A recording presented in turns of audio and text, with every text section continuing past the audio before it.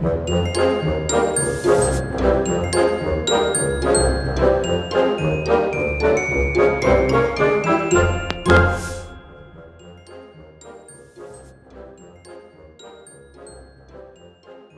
siamai. Dr Alwena Morgan ydw i, darlithydd o Ysgol Feddygaeth Prifysgol Abertawe.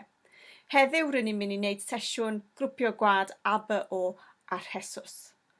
Os hoffwch chi ail wneud yr arbrawf hon yn y dosbarth, mae croeso chi fynd i weld yr adnoddau ar dudalen Eisteddfod T Prifysgol Abertawe. Felly, mae yna dros 30 o systemau grŵp gwad, ond yr un pwysicaf rydyn ni'n ei defnyddio yw ABO a Rhesws. Mae gan celloedd coch y gwad farciau ar eu harwyneb, rydyn ni'n ei galw nhw yn antigenau, ac mae rhain yn ymddwyn fel baneri bach sy'n dweud wrth y celloedd o'i cwmpas taw nhw yw nhw ac maen nhw i fod yn bresennol. Mae 3 marc i gael yn y system ABO. Mae gennych chi yr antigen A, antigen B a'r antigen O. Mae hyn yn arwain at 4 grŵp gwad cyffredinol, grŵp gwad A, B, AB ac O. Rydyn ni hefyd yn grwpio gwad yn ôl ei statws Rhesws, ac mae hwn yn cael ei dynodi gan yr absenoldeb neu'r presenoldeb o'r antigen D. Felly, os mae'r antigen D yn bresennol, rydyn ni'n galw pobl yn Rhesws positif. Neu os mae'r antigen D yn absennol, rydyn ni'n galw nhw yn Rhesws negatif neu'n negyddol.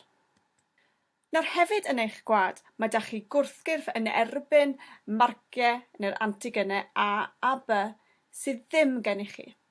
Felly, os ydych chi'n grŵp gwad A, mae gennych gwrthgyrff yn erbyn B. Os ydych chi'n grŵp gwad B, mae gennych chi gwrthgyrff yn erbyn yr antigen A. Os ydych chi'n grŵp gwad O, mae gennych chi gwrthgyrff yn erbyn yr antigenau A a B. Yna, os ydych chi'n grŵp gwad AB, yna does dim gwrthgyrff i gael dych chi yn erbyn naill un. Nawr, yn wahanol i'r gwrthgyrff sydd yn erbyn yr antigenau A ac O, dydych chi ddim yn cael eich geni gyda gwrthgyrff yn erbyn yr antigen Rhesws D. Ond rydych chi yn gallu datblygu rheini yn ystod eich bywyd, enghraifft yn ystod beichiogrwydd neu yn ystod y trallwysiad gwad. Felly, yn ystod y prosesau yma, mae da chi'r datblygiad o gwrthgyrff yn erbyn yr antigen D. Nawr, pam mae hyn i gyd yn bwysig? Wel, os ydych chi'n rhoi'r grŵp gwad ABO neu Rhesws anghywir i'r person, gall y claf hwnnw cael adwaith naill ai sy'n ysgafn neu fod yn hynod o ddifrifol. Ac yn ystod yr adwaith hwn, gaiff celloedd coch y gwad ei dinistrio. Felly mae'n bwysig iawn i teipio grŵp gwad claf a rhoddwr cyn rhoi trallwysiad gwad. Mwyn canfod yr antigenau A, B a Rhesws D sy'n bresennol ar gelloedd, rydym yn cymysgu celloedd gwad coch gyda gwrth serom sy'n cynnwys gwrthgyrff, a bydd rhain yn glynu at unrhyw gelloedd coch sy'n arddangos yr antigen maen nhw'n chwilio amdano nhw. Enghraifft, os ydych chi'n cymysgu gwrthgyrff gwrth A gyda grŵp gwad A, byddwch chi'n gweld celloedd gwad coch yn glynu at ei gilydd ac yn ffurfio clympiau. Nawr, rwy wedi galw hwn yn aglwtineiddiad, yr term cywir yw cyflidiad.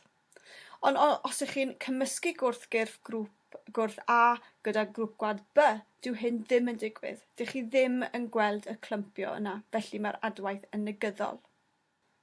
Felly, dyma enghraifft i chi o beth sydd yn cael ei wneud mewn labordy ysbyty. Felly, mae cerdyn yn gael fan hyn sy'n dangos grŵp gwad 2 claf. Ar y ochr dde, mae gallwch weld adwaith positif ar gyfer yr antigen A B, ond un sy'n negyddol ar gyfer y D. Felly grŵp gwad y person hwn yw AB negyddol. Heddiw rydyn ni'n mynd i wneud sesiwn ar grwpio gwad ABO a Rhesws. Ar gyfer y sesiwn ymarferol hon, bydd angen gwad o 4 claf arnoch chi.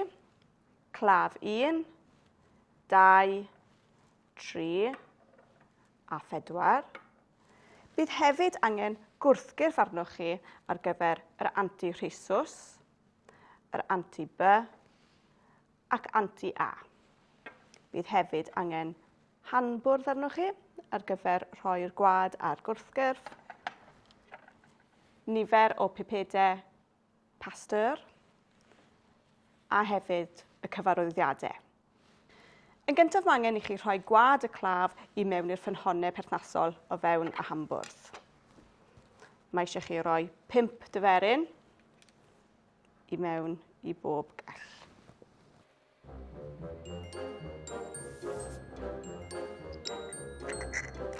Yna gallwch chi wneud gwmws yr un peth ar gyfer cleifion 2, 3 a 4. Nesaf, mae angen i chi ychwanegu naill ai gwrthgyrff A, gwrthgyrff B neu'r gwrthgyrff ar gyfer y Rhesws. 5 dyferyn unwaith eto. Felly rwy'n newydd wneud yr gwrthgorff A. 5 dyferyn o wrthgorff B. Ac yn olaf, 5 dyferyn o'r Rhesws. Nawr mae angen bach o amser i'r adwaith i ddigwydd. Allwch chi cymysgu'r adwaith trwy defnyddio'r pipedau. Gnewch yn siŵr eich bod chi ddim yn cymysgu rhwng sample'r cleifion a'r gwrthgyrff gwahanol.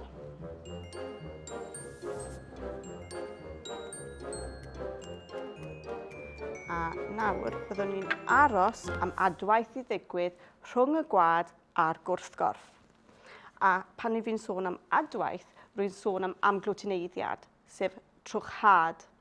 Ac os mae adwaith yn digwydd, mae hwnna'n meddwl bod yr antigen penodol hwnnw yn bresennol. Felly, mae angen aros cwpl o funudau i'r adwaith i weithio. Mae'r adwaith ar gyfer gwrthgorff B yn tueddu bod bach yn arafach na'r adwaith ar gyfer y Rhesws a'r A.